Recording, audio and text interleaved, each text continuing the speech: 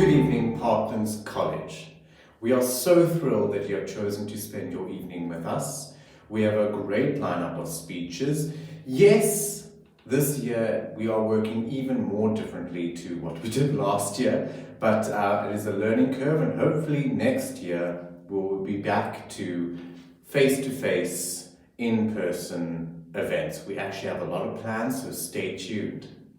The events will go as follows. We will have the junior speakers saying their speeches, speaking their hearts out, and then we will have the seniors doing the exact same thing.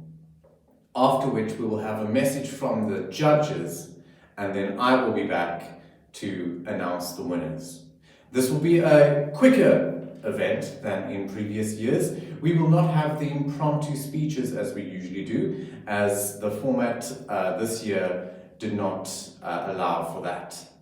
So the speakers this year will be only judged on their video submissions of just one speech, either after dinner or persuasive. And the awards will be only the two you see on either side of me for Best Senior Speaker and Best Junior Speaker in the competition. Without further ado, I would like to say good luck to the speakers and enjoy the speeches.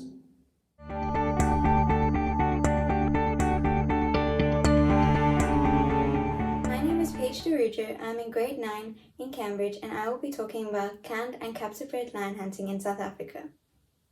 Imagine a world without wild animals. Imagine how beautiful lions, rhinos, elephants, zebras, giraffes, and gorillas weren't here anymore. South Africa is the top destination and worst offender for canned and captive bred lion hunting. Trophy hunting was worth almost 1 billion rand in 2013. Captive bred lion hunting is when breeders breed lions so that they grow up in captivity and cannot learn how to defend themselves when they are hunted. Canned lion hunting is when lions are put into confined spaces where they cannot run, hide, or defend themselves and then are shot. At this rate, lions in South Africa will be extinct by 2050. So, why are lions being killed? Number 1, trophies. Lions, like many other animals, are hunted as a sport. Number 2, poaching. Lion bones are used in many wines and medicines. Number 3, retaliation. When lions kill a farmer's livestock, the farmer can kill the lion. Lions have lost 85% of their historical range in Africa. The lion population 100 years ago was almost 200,000 lions, and now it is less than 23. And this is not just happening to lions. The black rhino population has decreased by 97.6% since 1960. The African elephant might be extinct in 10 years. The giraffe population has decreased by 40% in the past 15 years. And about only 2,000 Grevy's zebras are left. There are many ways we can help end this fight against canned and captive bred lion hunting, such as signing petitions, donating to organizations such as the Kevin Richardson Foundation, Four Paws, WWF, and many, many more, as well as spreading as much awareness as we can on this topic, as it is very important. I would be so heartbroken to see that our future generations won't be able to enjoy lions and have them on this earth like we do. Thank you. History of Parklands College.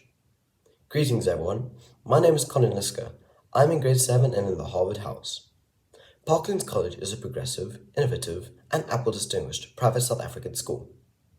Parklands College was originally founded in 1980 by Mrs. Roth and has a title of Christopher Robin Pre-Primary School. Parklands College opened their doors in July 1998, appealing to the eyes of learners in the new suburb Parklands. Currently, in 2021, there are 3 campuses: the pre-primary and junior preparatory, which holds from 18 months of age to grade 3, the senior preparatory, which has grade 4 to grade 6, and the new secondary faculty, starting from grade 7 and ending at grade 12, which is also known as a matric class. The secondary faculty has a wide range of different and educational subjects. For example, sound engineering, drone flying, hospitality, and many more electives to choose from. Parklands College has recently been Apple Distinguished for a third time since 2016 to 2021. Parklands College secondary faculty started construction on a new innovation center in the middle of September 2018 and finished construction at the end of 2019. Grand Central, which is the main point in the building, has a virtual reality room, also known as the holodeck, which can be used for exploring areas, dissecting the human body, and more. The holodeck is connected to a massive screen, which you can see what the person is seeing inside the holodeck. Across the Innovation Center, there are breakaway pods going from Pod A to Pod G. 3 large collaborative rooms which can accompany 110 to 130 learners.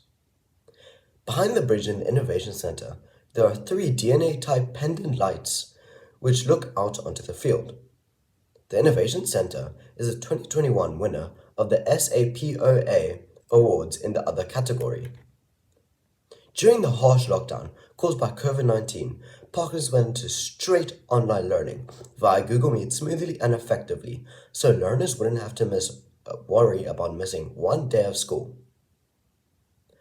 Parklands is recognized as a top 20 school in South Africa. On the sports side of things, we have 3 full tennis courts accompanied by netball, 2 rugby fields, 2 soccer fields, and a full-size Olympic swimming pool. I hope that you enjoyed my speech and have a good rest of your day. Thank you. Hello school, my name is Erin OSullivan. I'm in 9P and Harvard House. Martha P. Johnson's Dent in History. In order to paint a picture of how queer people are able to express themselves and live freely, is to develop an understanding of the pioneers who made it possible and the events that led to the liberty and freedom for all members in the LGBTQ+ community. We learn about the past so that we can appreciate why current events occur. Behind all the pride parades and celebrations are people who fought with their lives in order to allow generations of people to love who they want to love and be who they want to be. One of these people is a woman who noticeably wore an arrangement of beautiful flowers over her head. Her name was Martha P. Johnson. She was a trans activist who set her goals to gay liberation and LGBTQ+ rights in the United States. She was an eccentric woman who would often say that the P in her name stood for pay no mind. And that's exactly what she wanted for all queer people in the United States and even over the globe. To refuse to listen to what other people said about their hate and injustices towards you and the actions they take. Because you are simply just being yourself and you should never change that. We should believe that we are not a sin. We are not a sickness, but a gift. A gift that deserves to be opened. She and many others by her side demonstrated the frustration that the LGBTQ+ community had about the discrimination against them in the Stonewall riots in New York City. Martha's legacy impacted the world greatly. She was a blooming flower that left behind a great future for many flowering buds. What we learn in this part of history is that LGBTQ+ people could operate with so many different individuals and even cultures in such a harsh environment that only wanted them gone. Although these events changed countless people's lives and forever leave a dent in our history, queer people, especially queer people of color, still face discrimination in today's society by others. Just because we don't identify the same as them and don't follow their heteronormative standards. The current generation must continue to live on Martha's legacy to a world where everyone can live without hate. But the most significant thing learned in queer history is that love always wins. Good afternoon. My name is Zara, Liske, Ferguson. I'm in grade 9 and in Oxford. My topic today is what should be taught in schools. Thank you. I know a lot. Well, no, not exactly. I don't know much about taxes or bills. I'm not very clued up about sustainable living, meditation, mindfulness, and mental health. What's that? Ask me to change a tire? Couldn't do it. I really don't know much about political and environmental issues in this world, or basic survival skills like starting a fire and foraging. I couldn't cook to save my life, and you would not want to wear a shirt I sewed. But I know a lot. So, ladies and gentlemen, why do I not know these things? Or rather, how come I never learned these things? In school, we learned how to solve for x and fancy equations. I know how to put sentences in the passive voice, and I'm great at listing all the dates of wars. But is that going to help me? How are we supposed to make it in the real world? The list could go on. Yet, 85% of people in the world have a low self-esteem. 83% of teenagers, including myself, don't know how to handle personal finance, and 40% of relationships don't last. That is because we haven't been taught the fundamental skills we need to be taught to be sensible and level-headed adults. Whenever I think about leaving school in 4 years, going to university, getting a job, and beginning a new chapter, I feel completely and utterly terrified. And that's because I don't feel prepared. So how can we solve this? One place we could start is to rearrange the life orientation curriculum. We spend so much time learning about goal setting and self-esteem, which admittedly are both important. But perhaps we could also introduce a new subject about how to live a sustainable lifestyle, financial responsibility, sewing, and more. And we could teach it in an interactive, fun way. Another vital thing we should be taught is how to deal with emergencies or crises, where we could learn all emergency numbers, first aid skills, how to put out fires efficiently, and basic self-defense. I believe that this is absolutely crucial, considering we live in a country with the 3rd highest crime rate in the world, and where only 53% of South Africans have access to proper healthcare. Whenever we learn something new in a subject, I often hear my peers ask, but how could we use this in the real world? And I completely understand where they're coming from. I maybe would want to be a lawyer, for instance, when I'm older, and somehow I don't think the judge would ask, could the defendant please state what date World War I ended? So, to everyone listening to this speech, I encourage you to be more aware of what you're teaching your children, younger siblings, or even students. I, for one, know how reassured I would be going into university with a little bit more knowledge about how to look after yourself, because I'm sure you can all agree, adulthood is no picnic. The Department of Education just made history a compulsory subject to take in grade 10. But I say, rather make Save the Earth a compulsory subject, or will all be history. Hi, I'm KARAMA 2, I'm in grade 8, I'm at Oxford House, and the title of my speech is There's No Need for Feminism. What is feminism? Just a movement put in place to inconvenience everybody? Let's start off by defining it. Feminism is the belief in social, economical, and political equality between the sexes. There are 6 widely recognized forms of feminism, all similar and have their own philosophy and goal. Liberal feminism, also known as mainstream feminism, is classified as a focus on attaining gender equality through legislative changes that include but are not limited to closing the gender pay gap and reproductive and abortion rights, which ultimately coincide with a liberal democracy. Ecofeminism is a vague form of feminism which examines the relationship between women and nature and has emerged from both political activism and intellectual critique. It says that the patriarchy and capitalism are to blame for the domination of women and the environmental damage. Cultural feminism attempts to redefine the cultural norms and representations of feminine and masculine. Radical feminism emphasizes the patriarchal roots of inequality between men and women. It views the patriarchy as dividing societal rights, power, and privileges between the lines of sex, which results in oppression of women and privileges of men. Marxist feminism allocates the oppression of women in the context of the Marxist analysis of oppression against the working class. Marxist feminism concentrates on the economical aspects of the oppression of women. Some would say, oh, feminists hate all men. Saying that simply implies that the patriarchy and men cannot be separated, which is not true. Back to the main point. There's no need for feminism, right? 1 in 3 women worldwide have experienced physical or sexual violence in their lifetime. 20 million women and girls have experienced genital mutilation. Each year, 15 million girls are married below the age of 18. That is 28 girls per minute. It is up to an estimate that 10 million children are victims of sexual exploitation. As many as 150 million girls worldwide are raped or subject to sexual violence each year, usually by someone of their family circle.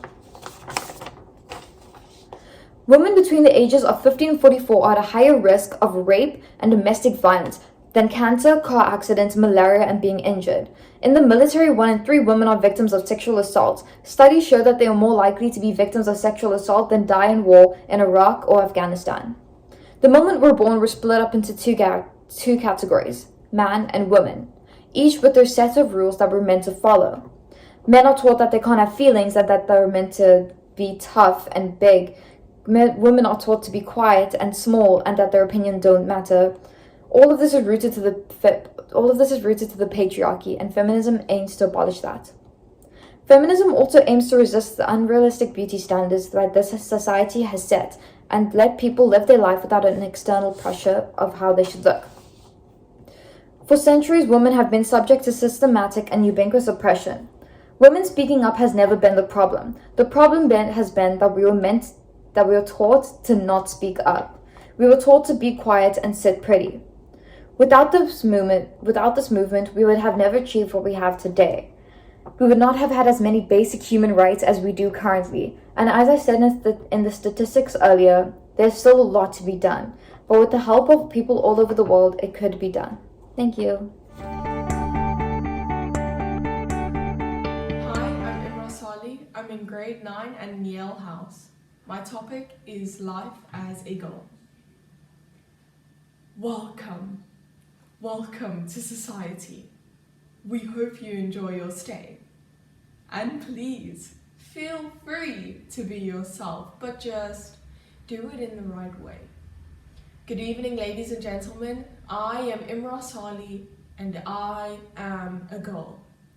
I live in a society where there is non-stop comparing, where every person has to be better than the other. It's a problem, don't you think, that we live in a world where we can't recognize our own self-worth because we are too busy occupied with the lives of others? Isn't it a problem that we, as girls, cannot leave our own houses without being completely dolled up and without our floors covered up? Why do we, as girls, compare ourselves unknowingly whilst bringing ourselves down instead of up? Instead of searching for our own self-worth and self-value, we look at her hair, her face, her body. Why? Why do we compare ourselves when all it does is undermine our spirits and push us further away from our goals? Yes, it is true that for some people, comparing themselves with other women can be used as a form of motivation. But then you fall into the trap of not doing things for yourself, but just to beat or be better than somebody else. And sometimes we are so superficial that we only compare ourselves with material things. We compare our outfits, our boyfriends, our bodies, but rarely do we hear of a woman who compares her kindness and her charity with that of another woman. There is always going to be someone with a thinner body, nicer skin, more likes on Instagram, and so on and so forth. But have you ever stopped to think that there will always be someone in a worse situation than you?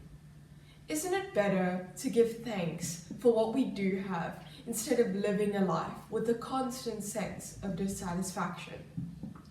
Have you ever tried to analyze objectively why somebody has something that you don't?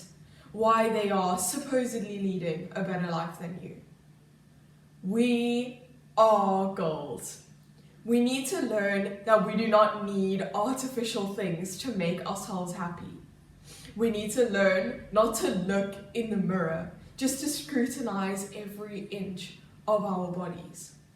We do not need to live a life that constantly portrays an image that is fake. We are girls. We are powerful. The power lies within us to reach our own potential, and not that set by institutionalized societal norms. Thank you.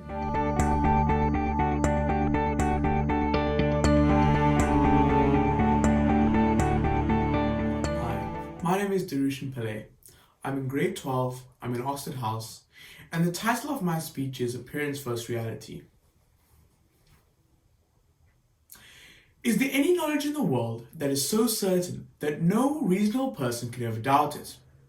I welcome you into the world of philosophy and how our appearances are never truly our reality. Good morning everyone, my name is DERISIAN. Looking at the book The Problems of Philosophy by Bertrand Russell, you can delve deep into the topics I'm going to be discussing today. It is said that all knowledge can be derived from our own experiences, but to what extent can we rely on those experiences to be the foundation of our belief in reality? Well, what do I mean by this? Think about a black chair as an example. Anyone can look at this imaginary chair. They can see the color, which is black. They can hear the sound it makes when moving across the floor, and the way it feels to touch. No matter what, touch and sound can be replicated. Anyone can feel the texture of the chair. Anyone can hear the sound what it makes while moving across the floor. But no one else can see what I'm seeing. See, once you dig a bit further, problems start to arise with our original analysis. When I first described the chair, I described it as black. But if I were to take a photo of the chair and look at certain points would be lighter, closer to white, other points darker, closer to black. These colors I'm seeing here are all reliant on the way the light bounces off the chair and into my eyes. And therefore no other person can see what I'm seeing right now. So, if I were to ask you what the color is now, there's no reason for regarding any of these colors as more really the color than the next, because that is how it appeared to me. I may even say that this is my reality, but is it really reality? Because if I were to ask this question, the answer is that no true color is the color of the chair because it is defined by how it appears to me. So, you could even look at the shape of the chair. As it is pictured in this imaginary image, there's a certain shape. But as you move around this chair, the shape changes. And so the question becomes once again, what is reality? Or is there anything that is true reality? Well, to further discuss this, talk about Plato's cave. This is undeniably the best model to use to explain this. The story goes like this. There are prisoners who are chained down in a cave. The only thing they can see are shadows of objects passing by. They form their reality from those shadows. Their physics and appearance of their surroundings begin and end with those shadows. They spend their whole lives studying this shadow reality. They know nothing of the third dimension. One day, a prisoner escapes into the world above, and after a while, his eyes finally adjust to the harsh sunlight. And what he saw was very different from what he previously deemed reality. In fact, his previous shadow reality was merely an outline of an appearance of reality, and this newfound dimension was very far from that appearance of reality. That is the power of appearance and reality, or rather what we perceive as the two. Now you may still say that there is no reality, but from what I've said, you can see that by inferring from our own experiences, only an appearance can be developed. In certain cases, this is closer to that of a reality, and that is a variable measure. But for now, I thank you for listening and goodbye. The generation that is arguably the most bougie, edgy and woke amongst all age groups seeks solace in self-deprecating humour. The generation that effortlessly intimidates a police officer often struggles to pick up the phone to order takeout. The same generation that envisions a future filled with financial stability notoriously excels at procrastination. Good morning. My name is JONAH ROBLR and I'll be addressing the conflicting nature of the mental state of the emerging generation, Generation Z. Constant political turmoil perpetuated by corrupt leaders, social and environmental catastrophes, heaps of information enforced by the media, and the unprecedented nature of the COVID-19 pandemic have all placed an immense burden on the youth of the world. This has resulted in their minds becoming a bustling cesspool of stress, anxiety, and mounds of useless information. This poses the imperative question: has today's youth become mindful or mindful? And how is society potentially conjuring an enormous mental dump detracting from the mental health and wellness of Generation Z? Mindfulness is defined as being fully present and in a state of total awareness, conscious of your body, surroundings, and thoughts. The polar opposite of mindfulness, cleverly portrayed in the pun mindfulness, is being overly reactive and overwhelmed by our environment. Today's youth, Generation Z, has become the largest group to report struggles with mental health, stress, and anxiety. Let's take a look at why this may be so. From the deplorable reign of former US President Donald Trump to the corrupt administration of various political leaders worldwide, politics has been a significant source of stress for youth. According to a study conducted by the American Psychology Association, 69% of young adults found their nation's future and political uncertainty to be stress-inducing. Generation Z has grown up in a society plagued by numerous social crises such as sexism, racism, homophobia, and gender-based violence, to name a few. At the forefront of protests against systemic oppression, domestic violence, and abortion laws, Generation Z constitutes the largest group advocating social equality and justice. Particularly in 2020, the effects of systemic oppression suffered by people of colour and the discriminatory laws restricting women's rights to their bodies has thrown the idea of freedom and jeopardy into question.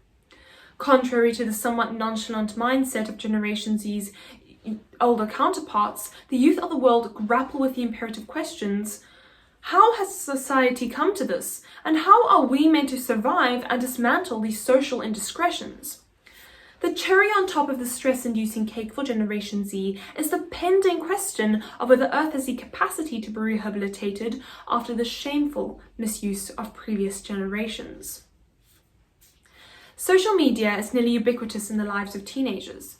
However, according to the National Institute of Mental Health, an overexposure to media platforms have shown to have had severe negative implications for the mental health of youth. Social media facilitates an environment in which cyberbullying, rumor-mongering, and receiving unsolicited explicit content is rife. This institute identifies ADHD, disruption of proper mental functions, and paranoia as potential consequences to an overexposure to media platforms. Furthermore, in a poll conducted by StuDocu, it was discovered that 62.4% of Gen Zers found the isolation period induced by the COVID-19 pandemic to have worsened their mental health. The most common emotions experienced by this group during this time were stress, anxiety, frustration, and loneliness. Generation Z has been struggling with COVID-19 during a crucial stage in their lives where they explore their identities. Moreover, the COVID-19 pandemic has caused economies to plummet, and Generation Z has been the hardest hit in the labour market. According to Business Insider, Generation Z is currently the most unemployed generation and is well on its way to repeating the millennials' fate in the 2008 Great Recession, or possibly even worse. On the cusp of adulthood and facing an uncertain future, Generation Z has been in dire straits, having experienced stress, pressure, and anxiety from every corner of the earth. Political turmoil, social injustices, the global warming crisis, social media, and the calamitous nature of the COVID-19 pandemic have all contributed to the deterioration of the youth's mental health and awareness. However, as the infamous Demi once said, Tough times never last, only tough people last.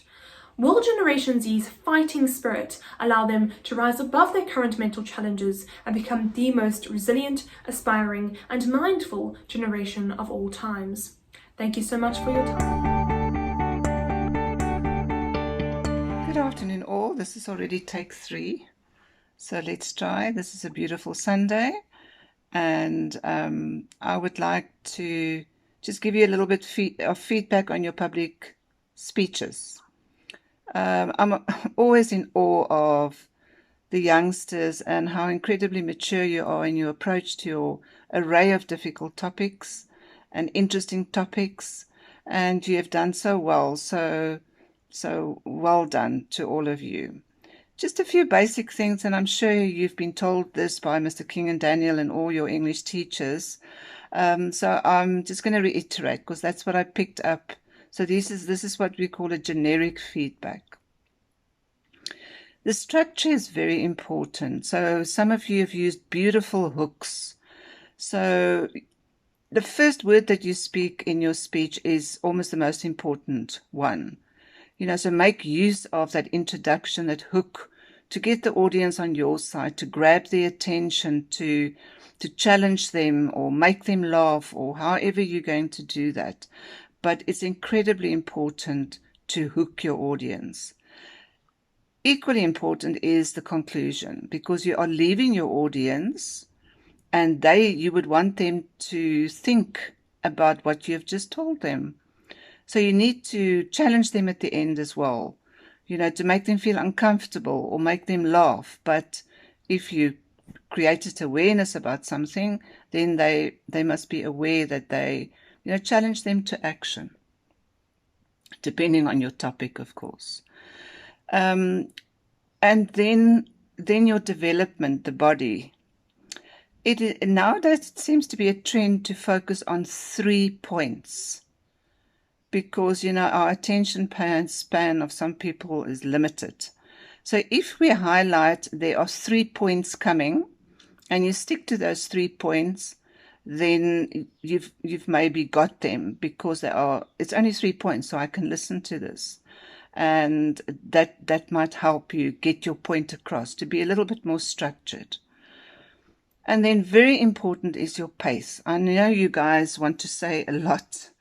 I mustn't use the word a lot. You have much to say, but less is more.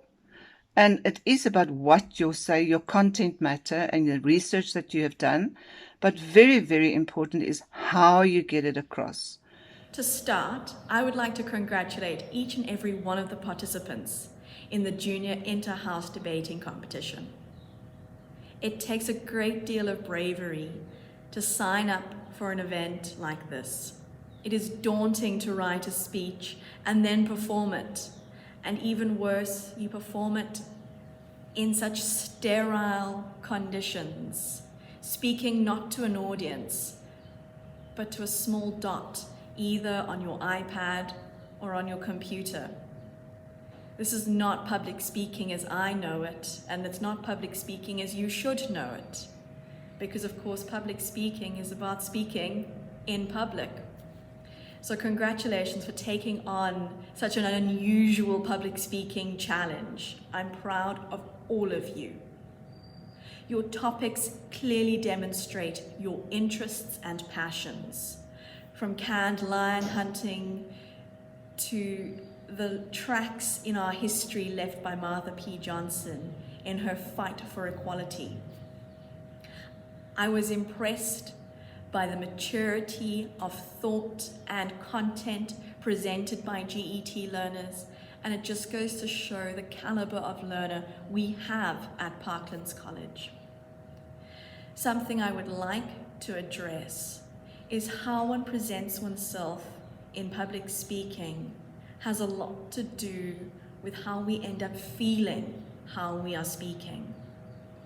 In sitting, unfortunately, some of you took away from your own power of presentation, because when we stand, it puts us into the mindset of needing to project, whereas when we sit, we tend to feel more passive.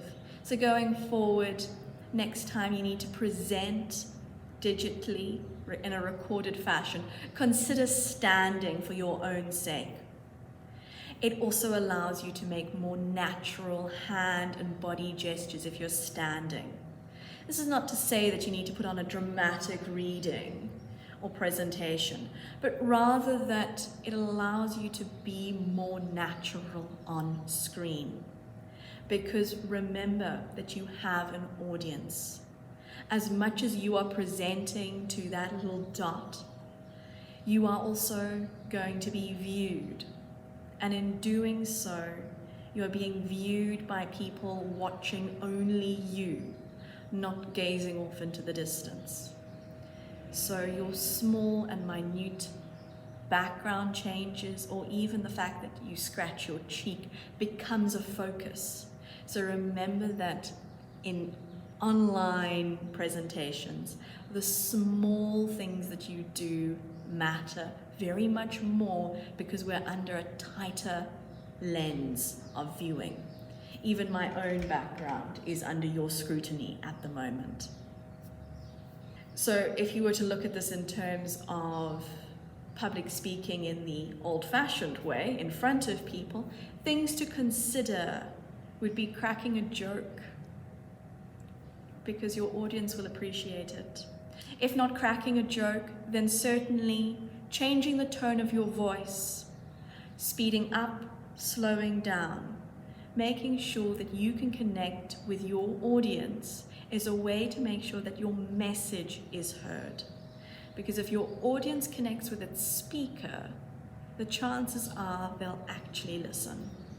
The senior inter-house public speaking competition had an incredibly small field, but that did not take away from the quality of the content that we were presented with.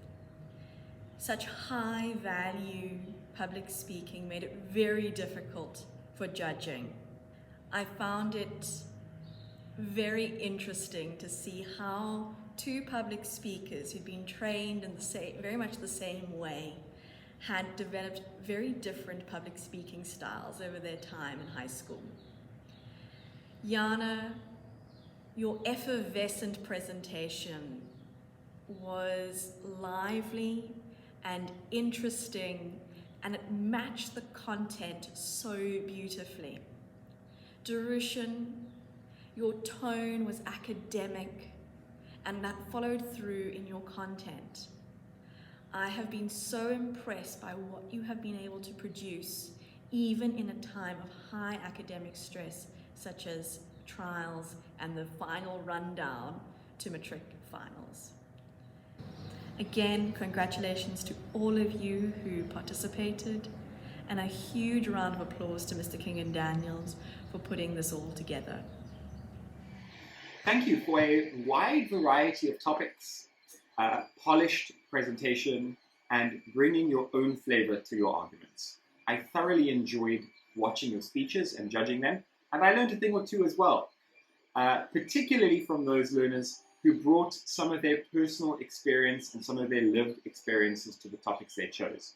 I really appreciate the fact that you chose topics that were relevant to the world today, and you approached them in a very thorough way, analyzing all aspects and all sides of that topic. I appreciate the fact that you took the time to present a polished and well-researched speech, and also the way your presentation came across was very honest and very genuine as well, which is always engaging for a viewer. Thank you so much for participating. I thoroughly enjoyed all of your speeches. Congratulations. Well done to all the speakers in the Inter-House Public Speaking Competition 2021.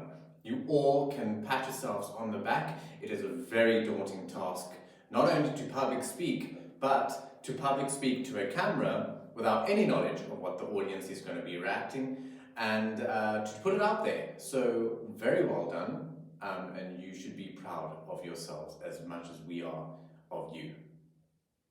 So I'm going to get straight into it. I'm going to announce the junior winner and the senior winner. The junior winner for Public Speaking 2021 is EMERA Sali. Very well done. Congratulations. And now, the moment you've all been waiting for, the fight to the death the death match, the duel between two opposing seniors. Who's going to win? Is it DERISIAN? Is it JONAH? I'm delighted to announce that it is JONAH ROBLR. Very well done. It was a tough battle, but JONAH came out on top. Very well done. All that's left for me to say is to say thank you to the judges for taking time out of their busy weekends to judge the videos and to give their video responses. It was very much appreciated, so thank you. Thank you to Parklands College for allowing this event to still carry on, albeit in its more skeletal form. As I say, keep your eyes open for next year. We have many things planned for public speaking next year. And with that, have a wonderful evening. Good night.